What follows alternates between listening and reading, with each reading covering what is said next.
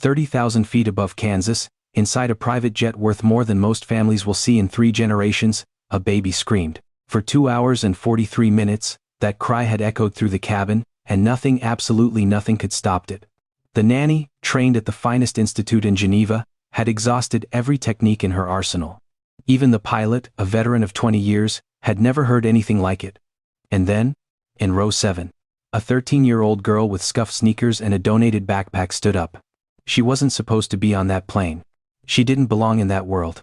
But in 3 minutes, she would do something that would leave a billionaire in tears, rewrite the future of thousands of children, and prove that sometimes the most powerful force in the world isn't money or status.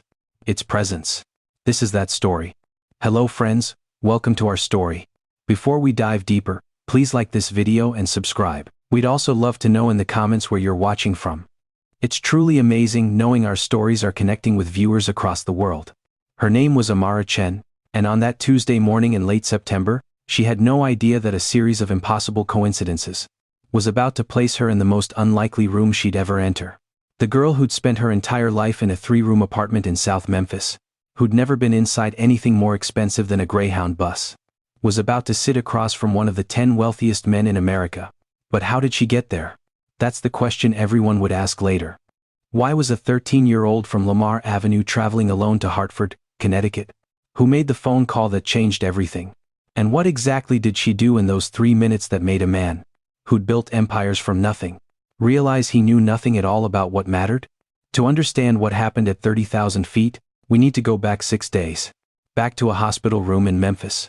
Back to a grandmother's prayer. Back to the moment when everything Amara thought she knew about her future collapsed, and something entirely unexpected took its place. Because sometimes, the worst moment of your life is actually the door opening to something you never could have imagined.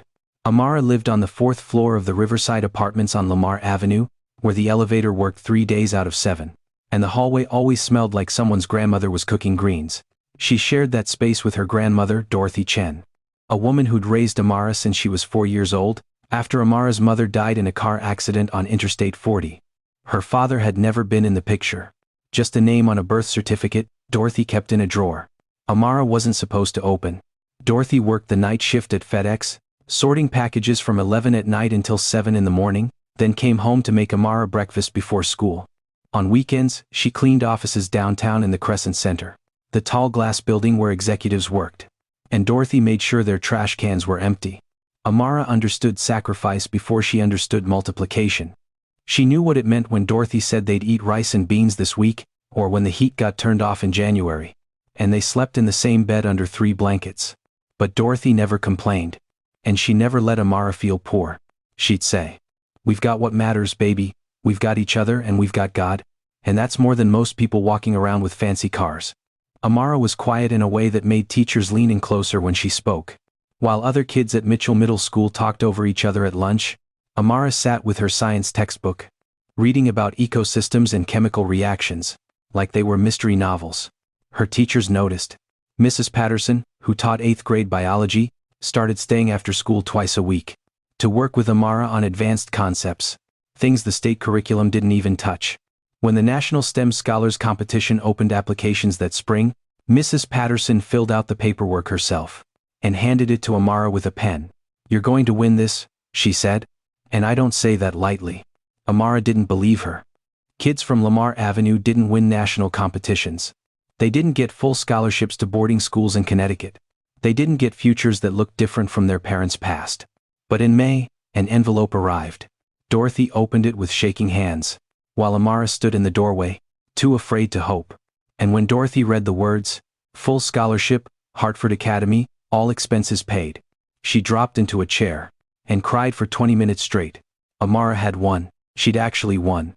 The school started September 28th.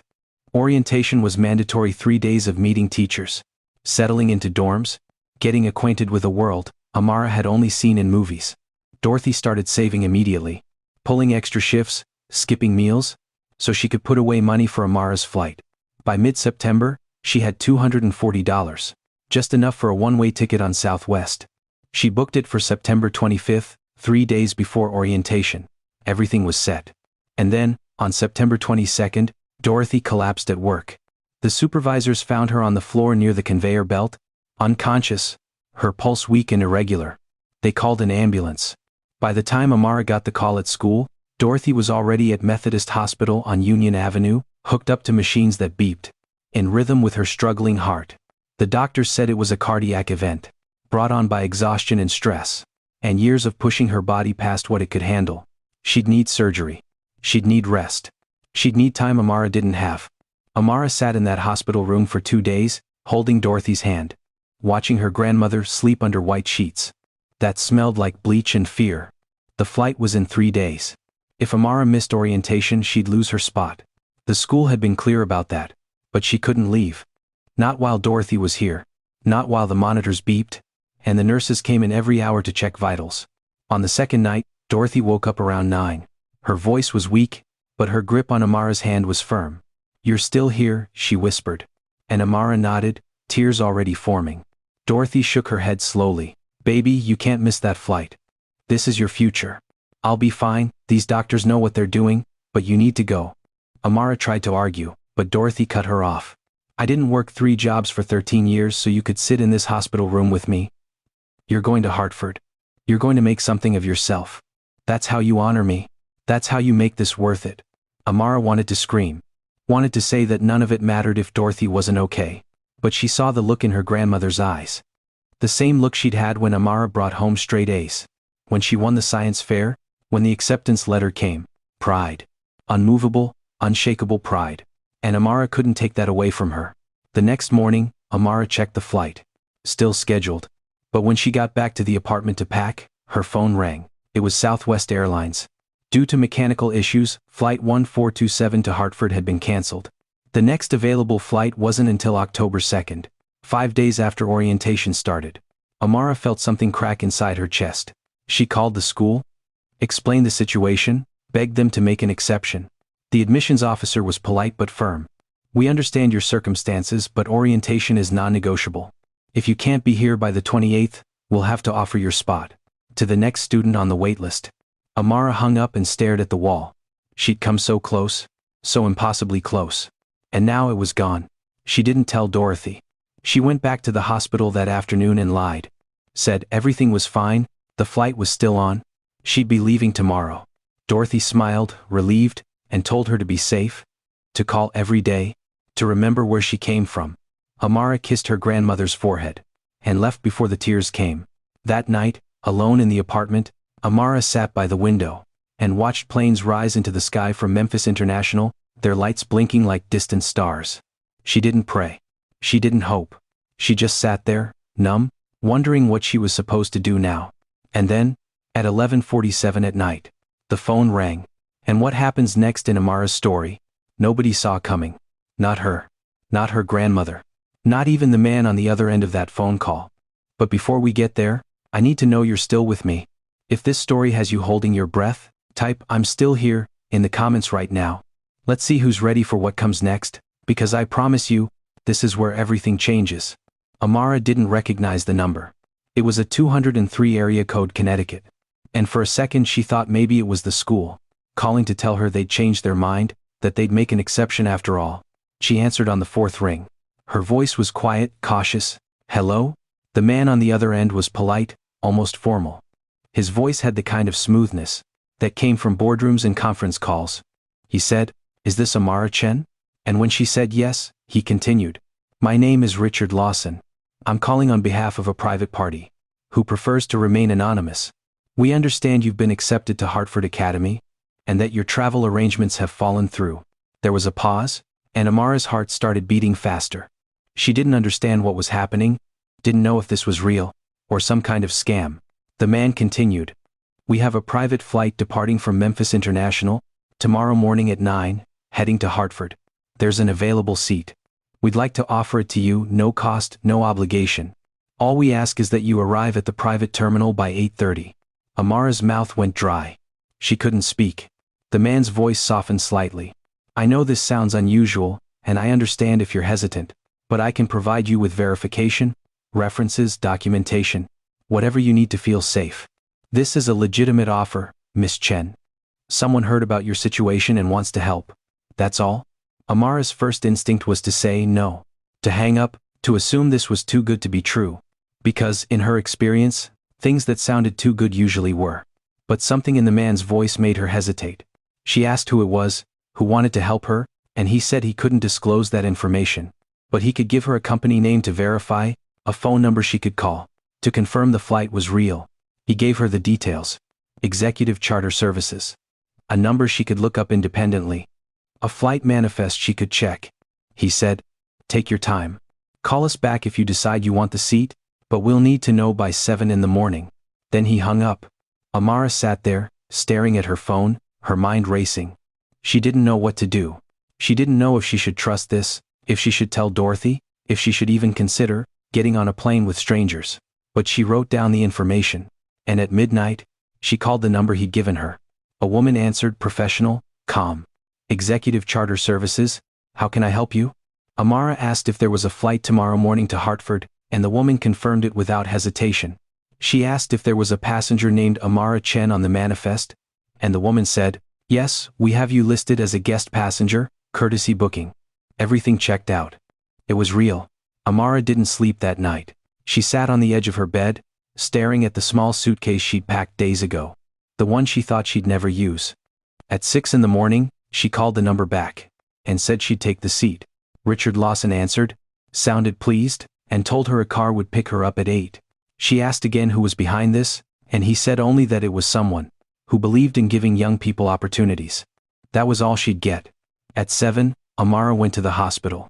Dorothy was awake, groggy from medication but alert enough to smile.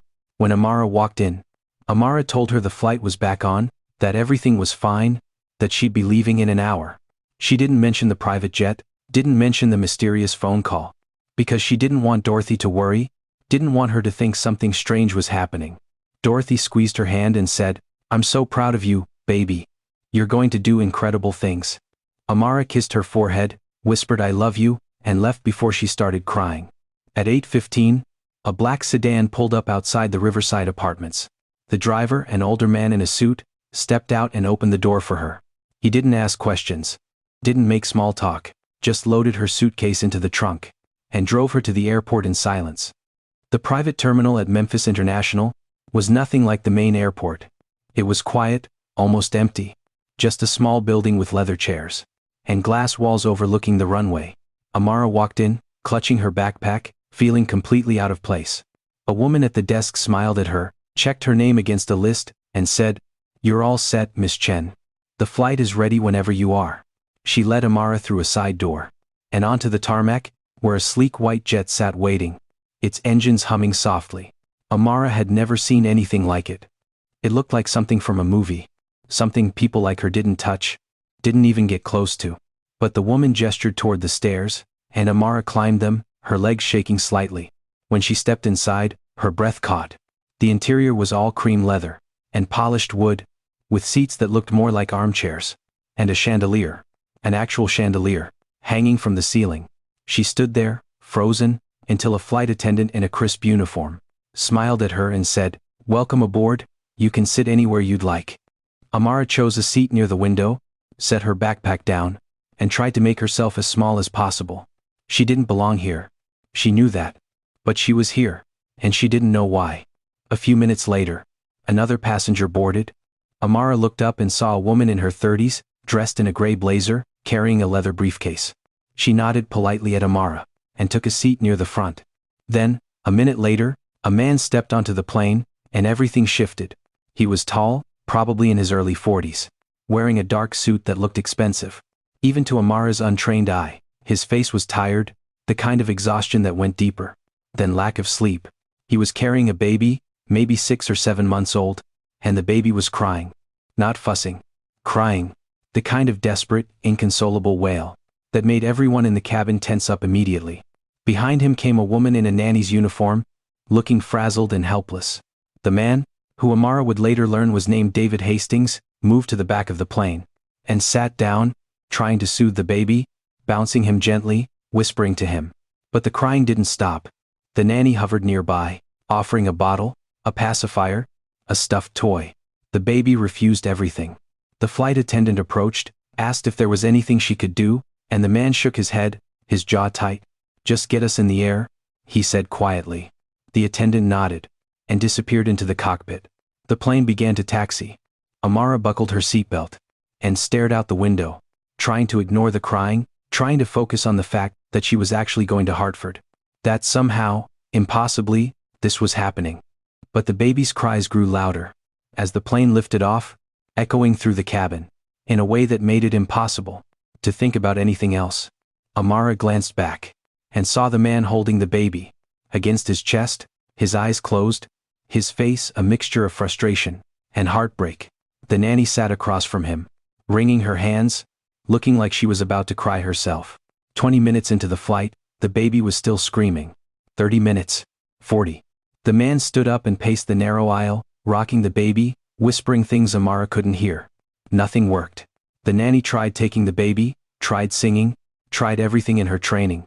But the child was beyond consolation. At one point, the man pulled out his phone probably to cancel a meeting or make a call, but he couldn't even hear himself think over the noise. He set the phone down, ran a hand through his hair, and looked utterly defeated. And that's when Amara did something she couldn't explain. Something that didn't make sense. Something that terrified and compelled her in equal measure. She unbuckled her seatbelt, stood up, and walked toward the back of the plane. The man looked up as she approached, surprised, confused. The nanny's eyes widened. Amara stood there, this 13-year-old girl in a faded jacket and sneakers that had seen better days. And she said quietly, "Excuse me, sir, can I try?" The man stared at her. For a long moment, he didn't respond. And Amara thought maybe she'd made a terrible mistake, maybe she should turn around, sit back down, pretend this never happened. But then the baby let out another piercing cry. And the man's expression crumbled. He looked at his son, then back at Amara, and something in his face shifted. Desperation, maybe. Or just the willingness to try anything, even something that made no sense. He stood up slowly, carefully, and held the baby out toward her. The nanny opened her mouth like she wanted to object, but the man gave her a look that stopped her.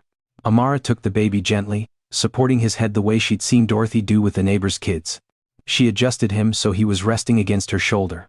The baby was hot, his face red and wet with tears, his little body tense and rigid.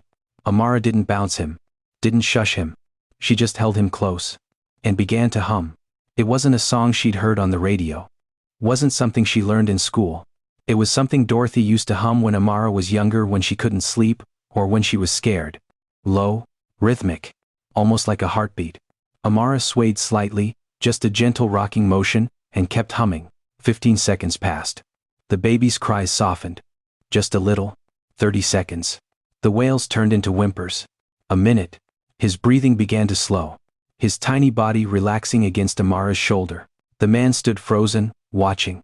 The nanny's mouth hung open. The flight attendant, standing near the cockpit, took a step closer, disbelief on her face. And then at exactly 1 minute and 42 seconds the baby stopped crying. Completely.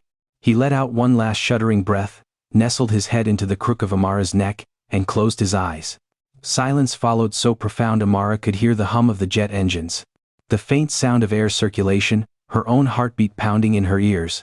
She kept swaying, kept humming softly, afraid that if she stopped, the baby would start crying again. But he didn't. He just slept, his tiny hand curled against her collarbone, his breathing deep and even.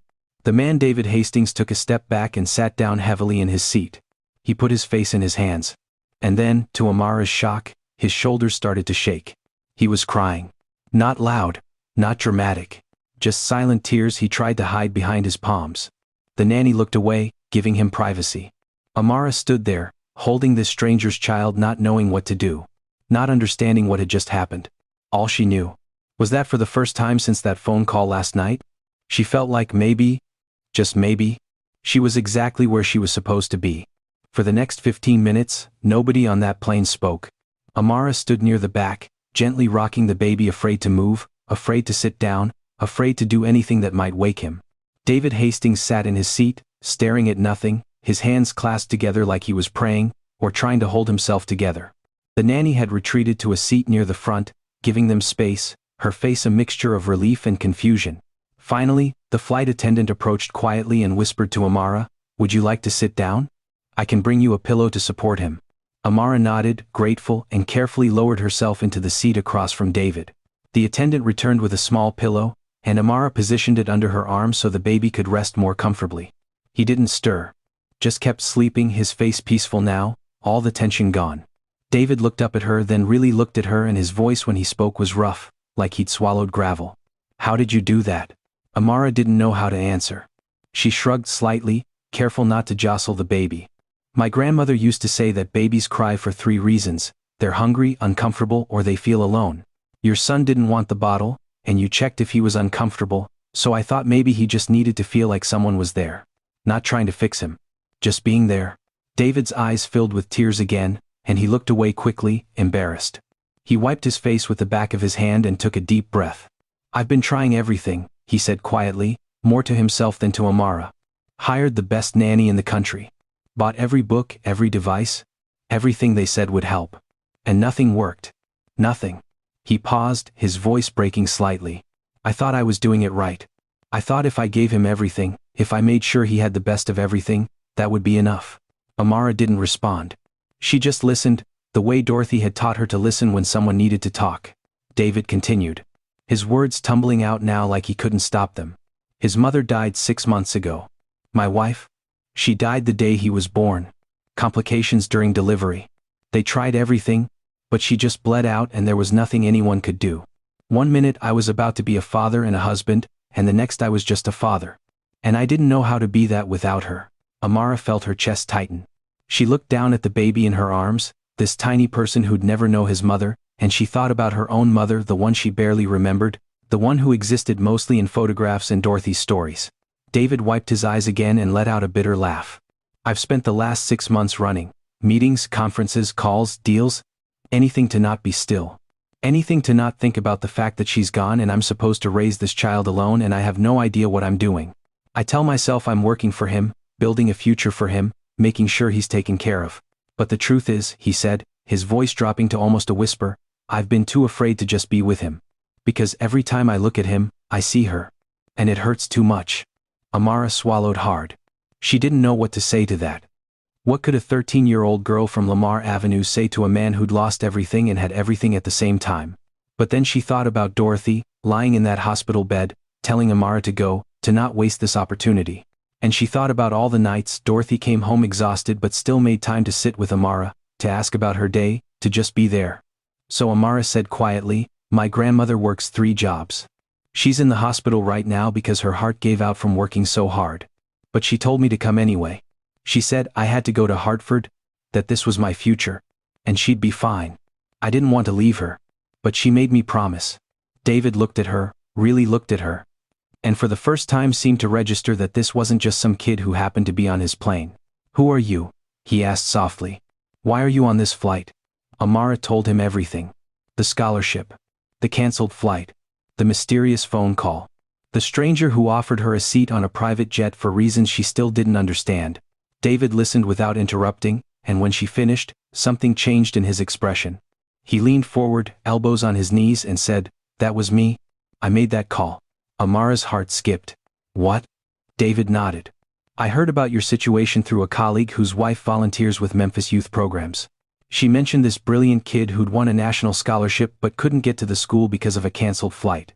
I was flying to Hartford anyway for a board meeting. It seemed like an easy thing to do. Add a name to the manifest. Make a phone call. I didn't think much of it." He paused, looking at his sleeping son. "I definitely didn't expect this." Amara didn't know what to say. She'd been on this plane for an hour and already her entire understanding of the world had shifted. This man, this stranger, had changed her life with a single phone call, and he was sitting here telling her it was nothing. David stood up slowly and walked to the window, staring out at the clouds below. "You know what the hardest part is?" he said after a long silence. "It's not the grief. It's not even the fear of failing him. It's the guilt. I feel guilty every time I'm too busy to hold him. Guilty when I hire someone else to do the things his mother would have done. Guilty when he cries and I don't know how to make it stop. And I feel guilty for resenting him sometimes, for being the reason she's gone, even though I know that's not fair, that's not his fault." He turned back to face Amara, and his face was raw with emotion. "But watching you just now, watching you do what I couldn't do, it made me realize something. I've been so focused on giving him things that I forgot to give him me. I forgot that what he needs isn't another toy or another expert or another solution. He just needs his father. Present. There. Even if I don't have all the answers, Amara looked down at the baby, this small person who'd already been through so much, and she felt something shift in her own chest. She thought about all the times Dorothy had been exhausted, barely able to stand, but still showed up. Still made breakfast. Still asked about Amara's homework. Still tucked her in at night. Presence. That was the word David had used. And Amara realized that's what Dorothy had been giving her all these years. Not things. Not answers, just presence. The plane began its descent into Hartford. The captain's voice came over the speaker, calm and professional, informing them they'd be landing in approximately 12 minutes. David sat back down across from Amara and said, "Can I ask you something?" Amara nodded. "What are you going to study at Hartford Academy?" "Science," Amara said. "I want to be a marine biologist. Study ocean ecosystems, coral reefs, how climate change is affecting marine life."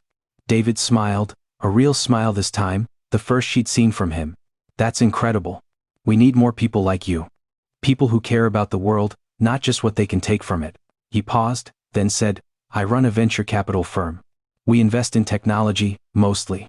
Clean energy, medical devices, things that are supposed to make the world better, but lately I've been wondering if any of it actually matters.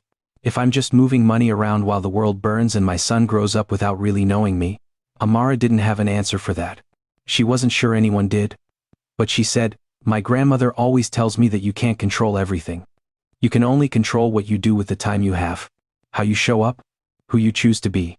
David looked at her for a long moment, and then he laughed quietly. "A 13-year-old just gave me better advice than my entire board of directors." Amara smiled despite herself. The plane touched down smoothly, and as it taxied toward the private terminal, the baby stirred slightly but didn't wake. David stood and carefully took his son from Amara's arms, cradling him with a gentleness she hadn't seen before. The baby settled against his father's chest, and David closed his eyes, breathing in the scent of his child's hair. "Thank you," he whispered, and Amara knew he wasn't just thanking her for calming the baby. He was thanking her for something bigger. Something neither of them could quite name yet. The plane came to a stop. The flight attendant opened the door, and cool September air rushed into the cabin. David looked at Amara and said, "Where are you staying tonight?" "The school dorms," Amara said. "Orientation starts tomorrow." David nodded. "Can I give you my number? In case you ever need anything. A reference, a connection, anything at all?" Amara hesitated, then pulled out her phone. David recited his number, and she saved it under the name Mr. Hastings. As they walked down the stairs onto the tarmac, David carrying his son and Amara carrying her single suitcase, neither of them knew that this wasn't the end of their story. It was only the beginning, because 3 days later, David Hastings would make a decision that would change both their lives. And it would start with a phone call to Dorothy's hospital room in Memphis. "Before we continue, I need to ask you something. How many of you have ever met someone at exactly the right moment? When you both needed each other without even knowing it?" That's what just happened between Amara and David, and what comes next is going to prove that some meetings aren't accidents, they're appointments. If this story is touching your heart right now, do me a favor. Share this video with someone who needs to hear it. Your mother, your friend, that person who's been struggling and needs to be reminded that help can come from the most unexpected places. And if you haven't subscribed yet, hit that button right now, because stories like this, stories that restore your faith in humanity, that remind you we're all connected in ways we can't see, this is what we do here every single week. Drop a comment and tell me, have you ever helped a stranger and had it change your own life? Or have you been the stranger someone helped when you needed it most? Because what David does next, the decision he makes 3 days after this flight, it's going to show you that one moment of presence, one act of showing up, can create a ripple that reaches further than you ever imagined. Let's continue. 3 days after the flight, Amara was sitting in her dorm room at Hartford Academy, trying to process everything that had happened in the past week. The school was overwhelming in ways she hadn't anticipated. The campus looked like something out of a movie, with brick buildings covered in ivy and perfectly manicured lawns that seemed to stretch forever. Her roommate was a girl from Boston whose father was a surgeon and whose mother taught at Yale. Everyone spoke differently here, carried themselves differently, wore clothes that didn't come from discount stores or hand-me-down bins. Amara felt like an imposter, like someone had made a clerical error and any minute now they'd realize she didn't belong and send her back to Memphis. She called Dorothy every night. And every night Dorothy assured her that the surgery had gone well, that she was recovering, that Amara needed to focus on school and not worry. But Amara could hear the exhaustion in her grandmother's voice, could hear the pain she was trying to hide. On the third night, Wednesday, Amara's phone rang at 7:15. She didn't recognize the number, but it had a Memphis area code, so she answered. The voice on the other end was familiar. Miss Chen, this is David Hastings. We met on the flight. Amara sat up straighter. Mr. Hastings. Is everything okay? Is your son all right? He's perfect, David said, and she could hear the smile in his voice. He's been sleeping through the night since we got home. I think you worked some kind of magic on him. Amara didn't know what to say to that, so she just waited. David continued, his tone shifting slightly. I called your grandmother's hospital this morning. I hope that's not overstepping, but I wanted to check on her recovery. The doctors say she's doing well, but she's going to need several months of rest and physical therapy. She won't be able to work for at least 6 months, maybe longer. Amara's stomach dropped. She'd known Dorothy couldn't work right away, but 6 months? They didn't have savings for 6 months. They barely had savings for 6 weeks. How were they going to pay rent? How was Dorothy going to afford her medications? Amara felt panic rising in her chest, but before she could spiral, David said, I'd like to help. I've spoken with the hospital and arranged to cover all of your grandmother's medical expenses. The surgery, the follow-up care, the medications, all of it, and I'd like to set up a fund to cover your living expenses while she recovers. Rent, utilities, groceries, whatever you need. Amara couldn't breathe. She opened her mouth but no words came out. Mr. Hastings, she finally managed, we can't accept that. That's too much. David's voice was gentle but firm. Amara, you gave me something on that plane that I can't put a price on. You reminded me what it means to be present for my son. You probably saved me from making the biggest mistake of my life, which would have been continuing to run from my grief instead of dealing with it. This isn't charity. This is gratitude. Please let me do this. Amara felt tears streaming down her face. She thought about Dorothy, about all the years her grandmother had sacrificed, had worked herself to exhaustion, had given everything so Amara could have a chance. And now, because Amara had hummed a song and held a baby, that burden was being lifted. It didn't seem real. But then David said something that changed everything. There's something else. I've been thinking a lot about what you said on the plane. About showing up. About being present. And I've made a decision. I'm starting a foundation in my wife's name. Sarah was passionate about education, about giving kids opportunities regardless of where they came from. So the Sarah Hastings Foundation is going to provide scholarships, mentorship programs, resources for students like you who have the talent and drive but not the financial support. And I want you to be part of it. Amara wiped her eyes. Confused? Part of it how? As a student advisor, David said, I want your voice at the table when we make decisions about who we help and how we help them.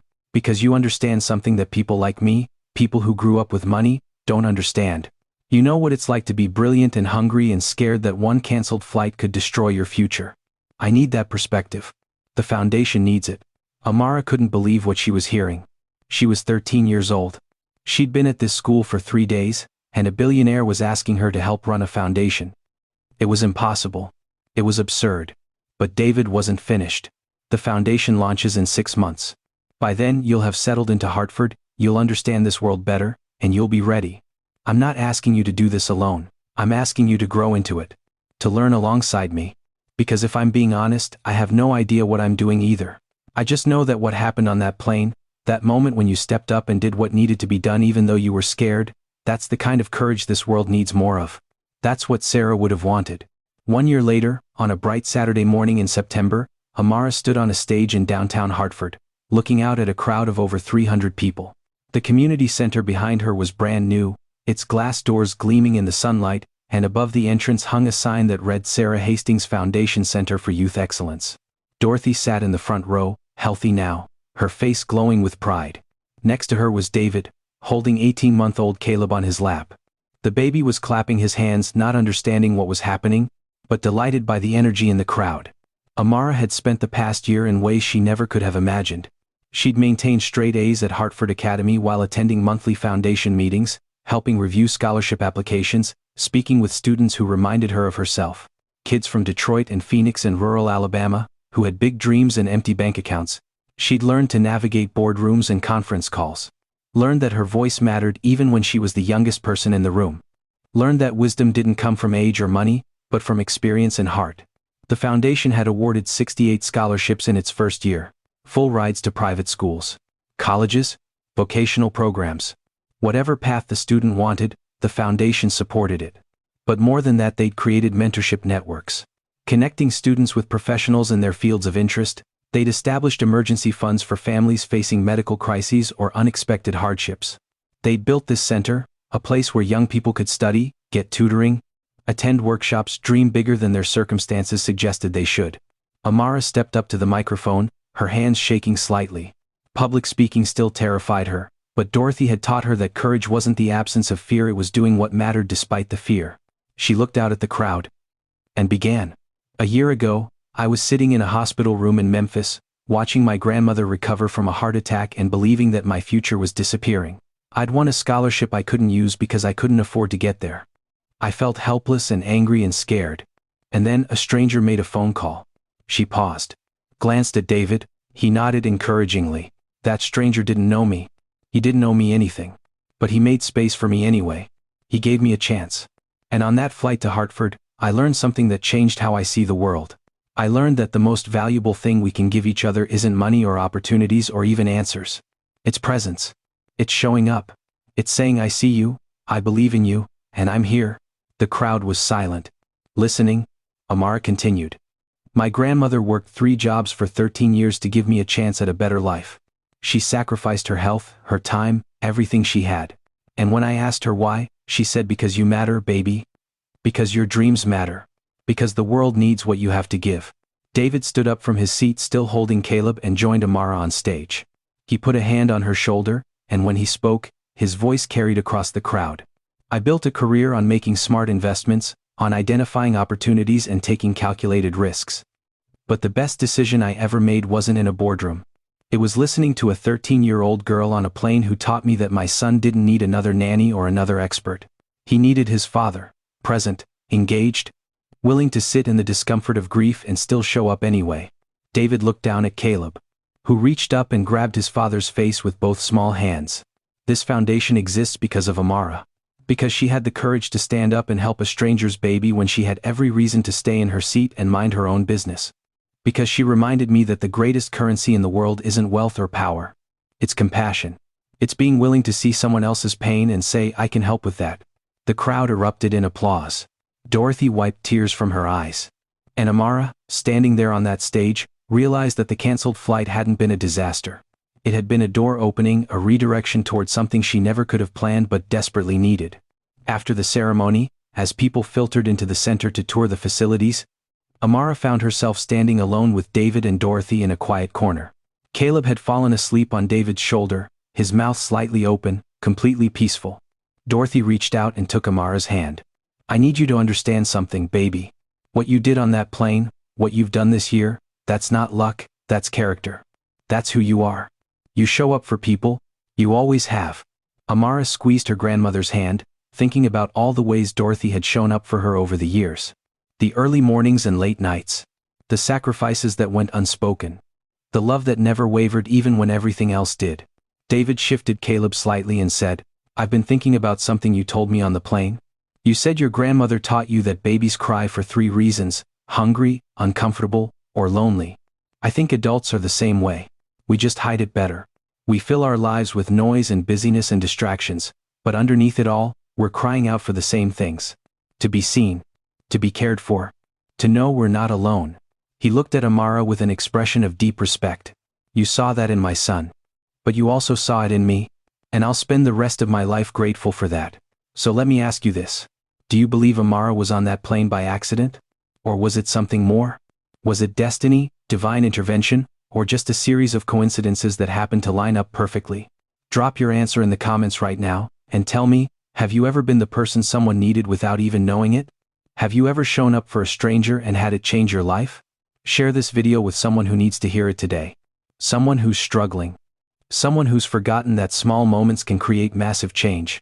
Hit subscribe because next week, I'm bringing you a story about a janitor who walked into a corporate office at midnight and left owning the entire company.